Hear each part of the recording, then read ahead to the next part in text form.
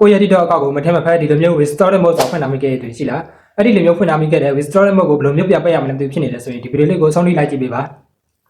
TikTok မှာဒီလိုမျိုး restored mode ဖွင့်ထားမယ်ဆိုရင်ကိုယ့်ရဲ့ TikTok အကောင့်မှာကိုသိရင်တဲ့အကြောင်းအရာတွေ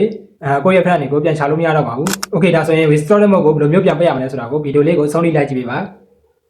ကျွန်တော်ဗီဒီယိုလေးကမိတ်ဆွေတို့အတွက်အကျိုးရှိတဲ့ဗီဒီယိုလေးဆိုရင်ကျွန်တော်ရဲ့ account လေးကိုလည်း follow လေးလုပ်ပေးခဲ့ကြပါဦးခင်ဗျ Okay ဒါဆိုရင်ဗီဒီယိုလေးကိုစလိုက်ကြရအောင်ကိုယ့်ရဲ့ TikTok အကောင့်ထဲရောက်ပြီဆိုတော့ပေါ်စွာမြင်းသုံးချောင်းလို့နှိပ်လိုက်ပါဒီနေရာရောက်ရင် setting privacy လို့နှိပ်လိုက်ပါဒီနေရာရောက်ရင်တော့ content perfectness ဆိုတဲ့စာတန်းလို့နှိပ်လိုက်ပါဒီနေရာမှာကိုက restored mode ကိုပြန်ပိတ်မှာဖြစ်တဲ့အတွက် restored mode ဆိုတာလေးကိုနှိပ်ပြလိုက်ပါ Okay ဒီနေရာရောက်ပြီဆိုလို့ရှိရင်တော့ turn on ဆိုတဲ့စာတန်းနေရာလို့နှိပ်ပြလိုက်ပါဒီနေရာရောက်ရင် other reason ဆိုတာလေးကိုနှိပ်ပြလိုက်ပါ other reason ဆိုတာလေးကိုနှိပ်ပြီးသွားလို့ရှိရင်ဒီအောက်မှာရေးရမယ့်စာတန်းလေးကိုကျွန်တော်ရဲ့ Facebook page ချက်ပေါ်မှာလာတောင်းလို့ရပါတယ် Okay ဒီအောက်ကစာတန်းလေးကိုရေးပြီးသွားရင် submit ဆိုတာလေးကိုနှိပ်လိုက်ပါ Okay ဒါဆိုလို့ရှိရင် restored mode လေးပျောက်သွားပါပြီဒီနေ့ဗီဒီယိုလေးကတော့ဒီလောက်ပါပဲအားလုံးကျေးဇူးအများကြီးတင်ပါတယ်ခင်ဗျ